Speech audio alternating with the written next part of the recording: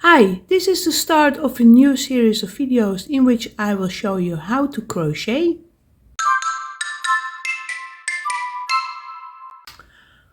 What do you need to crochet? Well, of course, yarn, fancy yarns, and crochet hooks. And crochet hooks come in all types and prices. This is a very affordable set that I have. I really like to work with this one. And well, this is Dutch haaknaalden. And it says here crochet needles or crochet hooks. It's the same. And this set has all types, all sizes of hooks.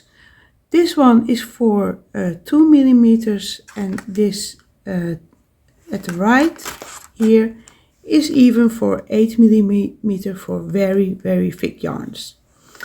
And well, I will put this aside, and well, on the hook itself it says what size it is, and I will zoom in a little bit to show you. And here you see it says 5 millimeter, and here it says 4.5 millimeter. I'm Dutch, and first I will zoom out again and switch back.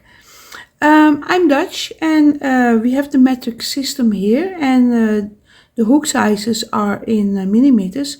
And I know in a lot of countries they use different types of sizing, and I will have a chart on my website where you can see which hook to use instead of the metric system. So you can take a look at that. This hook is ergonomically shaped. It really is very nice to have in your hand. And this is the way that I hold it. I hold it like a pencil. So just when you write, you know, with a pen, I hold it this way. Some people prefer to hold it this way. And I sometimes use that. There are sometimes situations that I have to, push a little more, and this can help to push better. But usually I hold it like this. And well, which size hook do you need for which yarn? And here I have an example. Scheepjes Color Crafter. And when you look on the wrap here, that's around the yarn, you can see here a crochet hook and a knitting needle. And the crochet hook, it says 4, that means it's 4 millimeter. And it's also said DK, that's also about the size of the yarn. And well, here I have another type of yarn that I use a lot, and here it says it's between 2 and 4. I hope you can see this. And well, it also depends on your way of working, if you work loosely or tightly, and especially with clothing it is very important to make a swatch to see if the recommended number of stitches in 10 by 10 centimeter is what you also do with your hook, and then you need to go up or down a size if it does not really, it's the same as what the pattern says. So that is something to consider. And well, another thing that I use a lot are stitch markers. And these are very helpful for counting stitches. And if you need some help where to start in a row, where to end in a row. So just very helpful. So please consider buying a set of stitch markers, and preferably with different colors. That's sometimes very handy. And well, let's do the crocheting.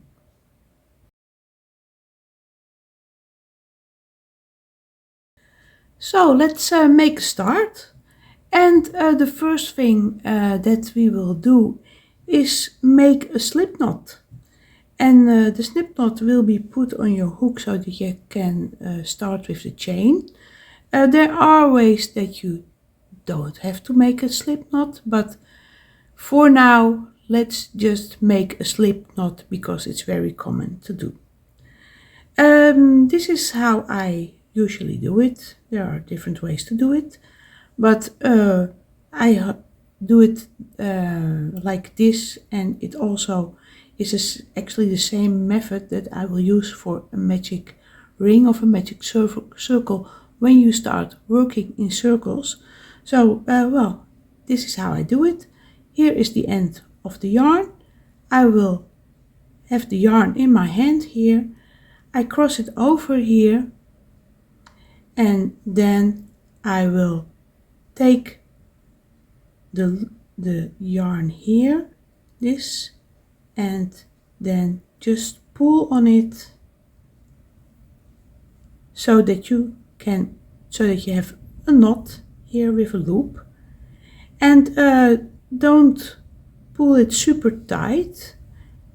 And then I place it on my hook, and then I pull on it and take care that it's on my shaft of my hook and that I can easily slide it. So don't make it a death grip because that will make it very hard to make the first stitch. So I will show it again. Here is the end of my yarn, and then put the yarn in your hand, make a loop, cross it over like this, and then pick up the yarn here, and you can also do it with your hook if you want to, and then just pull on it, and then put it on your hook, and then you have your slip knot. Next thing is how I hold my yarn. What I usually do is this. I put it in my hand. I put the yarn behind my pinky and I put it over my finger here. So it looks like this here. And I have my hook here with the knot here, and it's situated here at my finger. Well, I know a lot of, I think especially American American crocheters have it with a finger stretched here. I usually I never do that. Simply because I never learned to do it that way, but I also find it very comfortable to have my hand like this. It's very, yes, what I said, comfortable to have it like this. And another thing that I also do is when I start working, I close my hand like this. So you don't have to wrap your yarn around your pinky. It's simply not necessary, because when you close your hand, there is enough tension on your yarn to work. Another thing that I do is hold my end of my yarn here with my thumb, and I don't pull it super tight like this. I just hold it very loosely. And then we will first start making, and then we will start making the first stitch. And it's kind of, how shall I put it? My hook and my finger, my hand work together to make that stitch. So what I do, I I turn my hand like this a little bit so that my hook is here, and I think that I had better zoom in a little bit more so you can probably see it a bit better, like this. And again, a little repeat, I hold my hook like a pencil. I position my hook like this, so the point is on my finger here, and so that I can very easily slide under that yarn, and then I turn my hook, and I also help a little bit with my hand to be able that when I pull back the yarn, and you see I hold my thumb here to pull it through that loop. And then I have the yarn pulled up, and then I stop. So again, I put my hook like this on my finger, I go under the yarn, and then I turn my hook and help with my hand to pull it through that loop on my hook. And then what you must not do is do this. Don't pull up that loop a lot, because that will give you stitches that are way too loose. So of course, when you do make this chain and you have to work on it in the next row, you don't want it to be super tight, because if you work too tight, and then you will make stitches in this chain, then when you have done these stitches, they are a little bit thicker, and then it will have a kind of, how do you call it in English? I'm Dutch. I have to sometimes look for the right words. It goes around a little bit, and then it's too tight on the bottom. So you have to work a bit loosely. So don't pull up like this, but do not make it very tight like this, because it's very hard to get your hook through when you make the next chain. And so you have to kind of practice it. It becomes very like second nature when you do this, and when you've practiced it. And and at the start, maybe your stitches may not be even, but that will come in time when you have done this several times. And well, let's get back to making the stitches again. So here is what I do.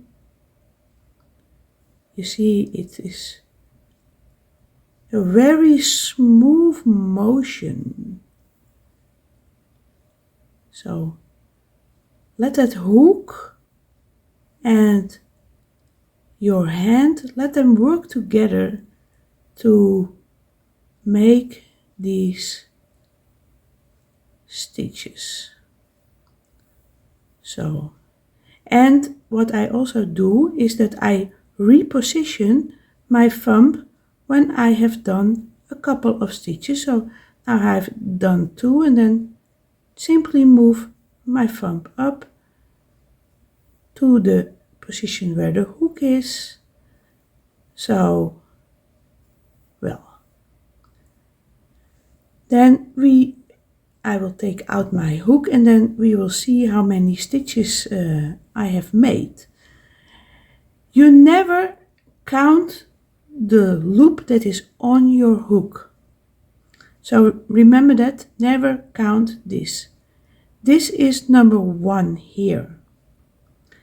So I have now 1, 2, 3, 4, 5, 6, 7, 8, 9, 10, 11, 12, 13, 14, and I have a little chart, so I will do 2 more. 15, 16. So let's count it again. 1, 2, 3, 4, 5, 6, 7, 8, 9, 10, 11, 12, 13, 14, 15, 16. You see that all these chains are kind of a V shape that grab into each other, and each one is a stitch. And we also have a back here, and you see here these little bumps here, and let's count them so that you can also see how that is counted. So this is where the yarn to the ball is, and here's the very first loop, the bump here.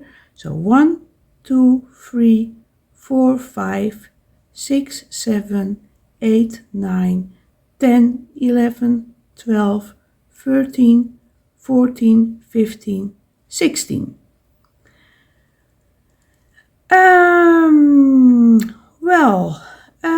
That is about counting, and well, when you have a written description for making your project, you will mostly see that it's abbreviated to CH for chain.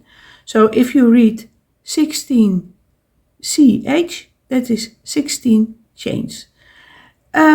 I will also show the chart, because every crochet stitch is represented by a symbol, so you can use charts. I will have them on my website, so you can download it there.